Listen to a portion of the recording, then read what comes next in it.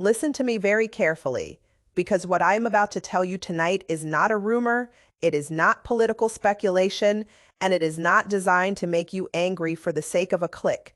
It is a documented, sourced, legally consequential development that affects every single one of the estimated 100 million gun owners in the United States of America. And it affects them not just in terms of their Second Amendment rights, but in terms of their financial security, their property rights, their legally acquired assets, and the broader constitutional framework that stands between the government's regulatory appetite and everything you have. Spit your life building. A 5-4 Supreme Court vote has leaked, and the margin could not be tighter, the stakes could not be higher, and the window to understand what this means for your money, your rights, and your future could not be narrower.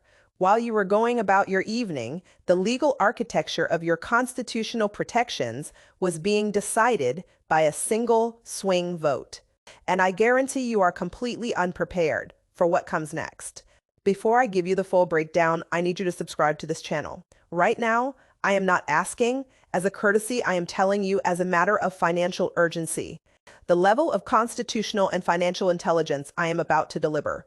The kind of analysis that connects a Supreme Court leak directly to your wallet, your property, your legally acquired assets. And your long-term wealth is the exact caliber of thinking that commands between $2,000 and $8,000 per hour in private legal and financial advisory rooms. I am giving it to you for free every single week. And the only price of admission is a subscription.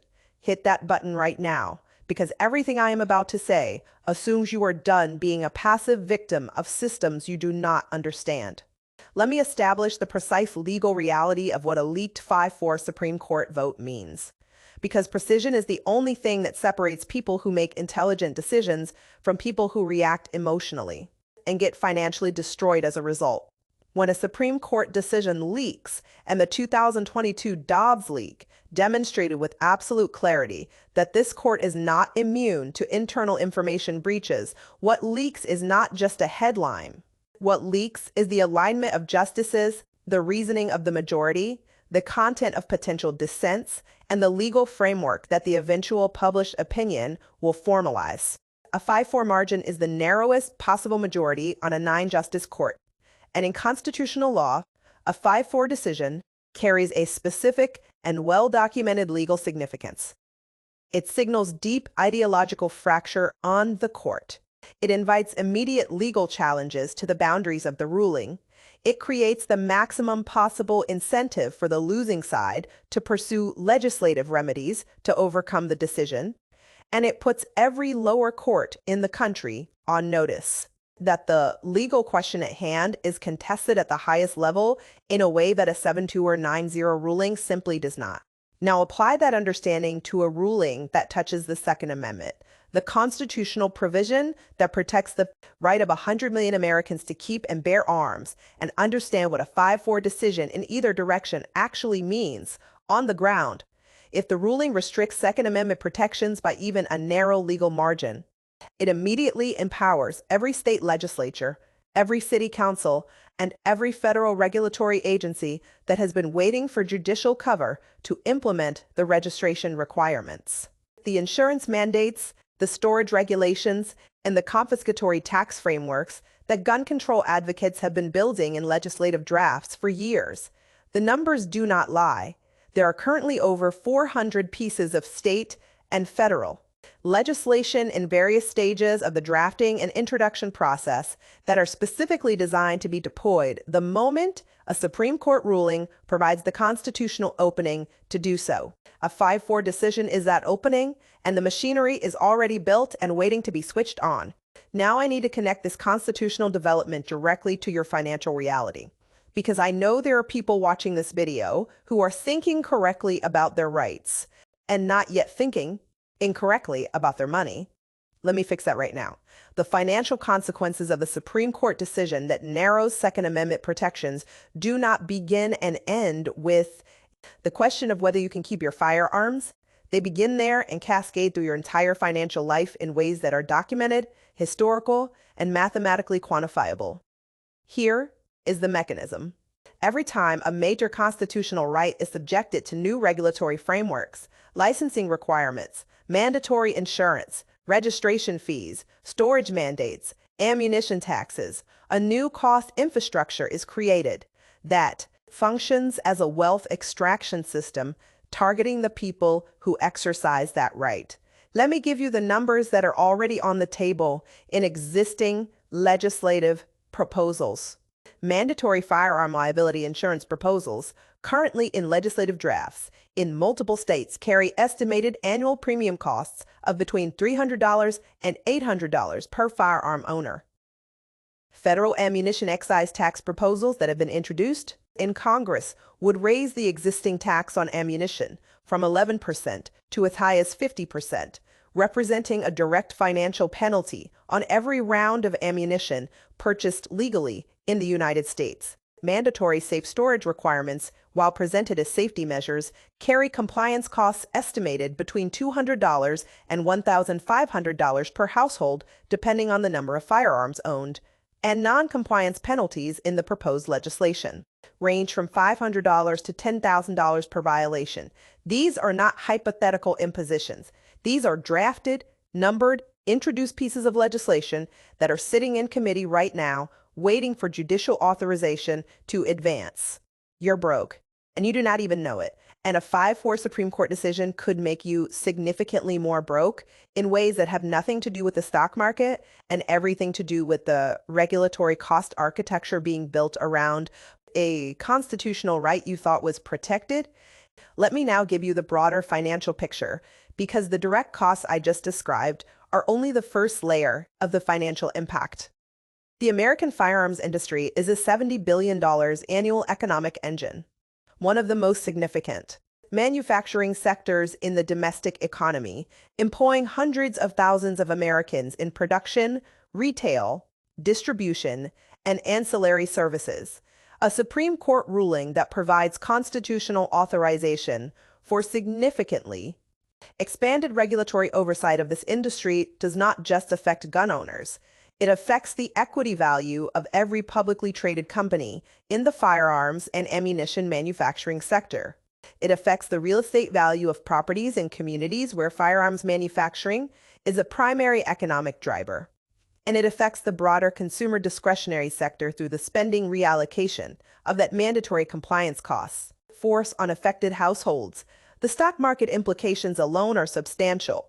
Publicly traded firearms manufacturers, including Smith & Wesson's parent company, American Outdoor Brands, Sturm Ruger, and Vista Outdoor, which controls major ammunition brands, have equity valuations that are directly sensitive to the regulatory environment created by Second Amendment jurisprudence. A 5-4 ruling that narrows constitutional protections will not gradually affect these valuations.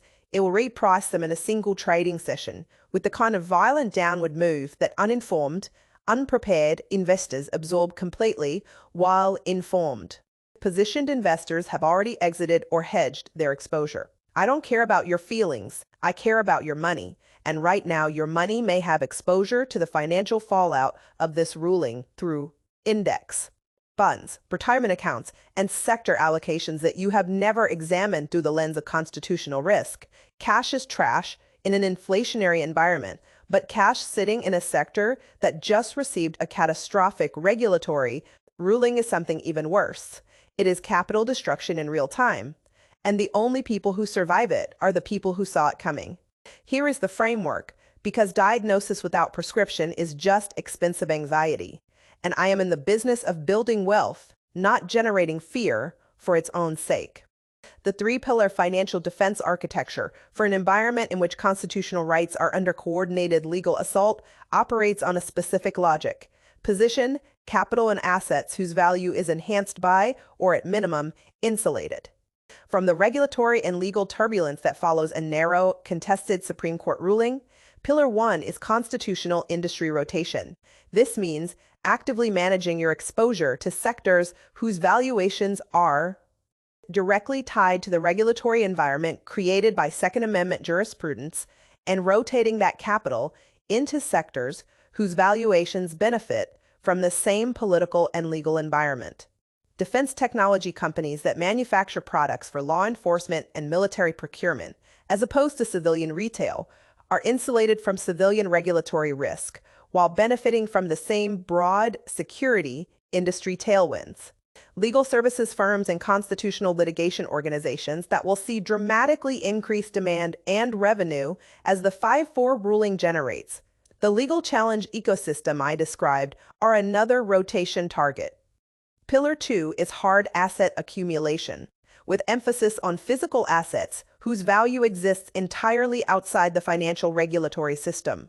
Gold, silver, physical commodities. Because the same political environment that produces narrow constitutional rulings also tends to produce monetary policy decisions that accelerate dollar debasement. And the correlation between constitutional instability and monetary instability is historically consistent and financially exploitable.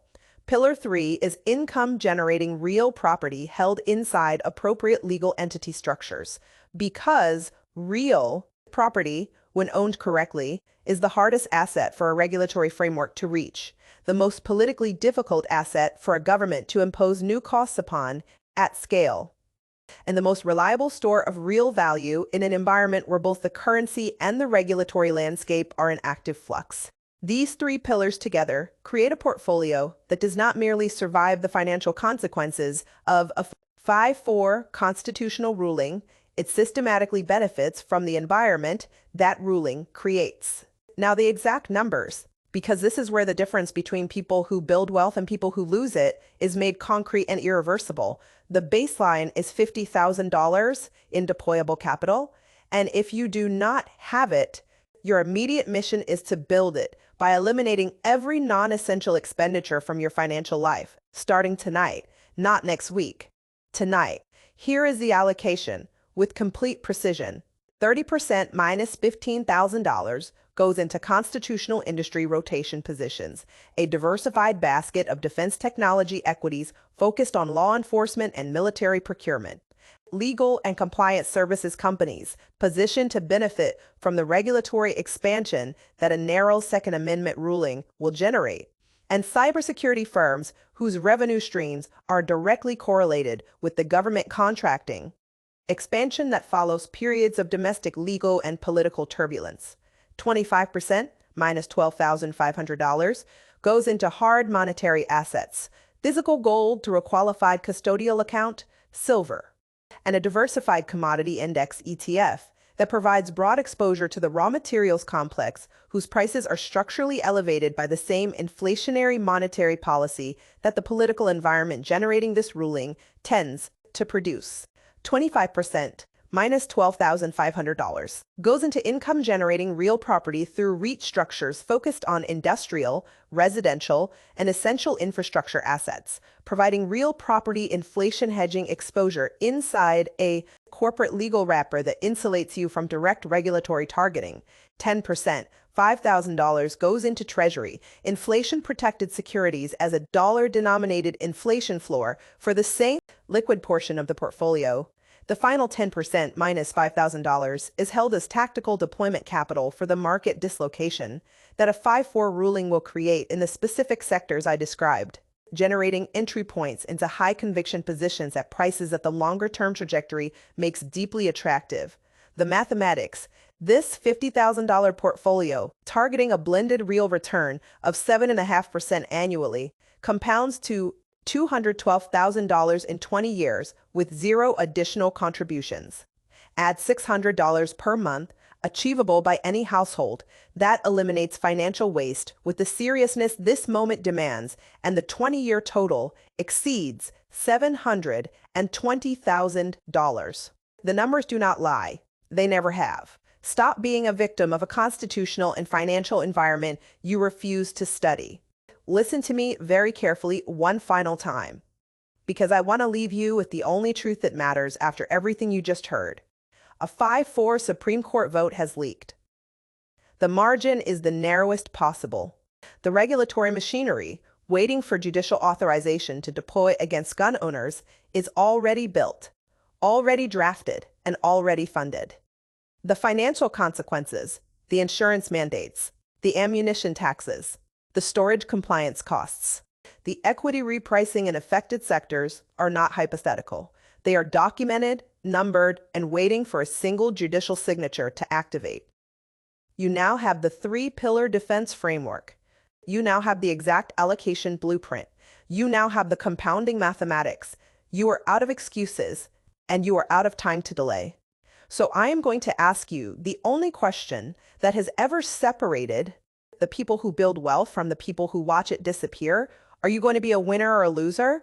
A winner executes the blueprint today, repositions their capital, eliminates their regulatory exposure, and places their wealth on the correct side of this constitutional and financial moment before the ruling becomes final and the window closes permanently. A loser watches this video, feels briefly alarmed, and goes back to a financial life that a single 5-4 decision can restructure without asking their permission. Stop being a victim. The vote has happened. The machinery is ready. The only variable left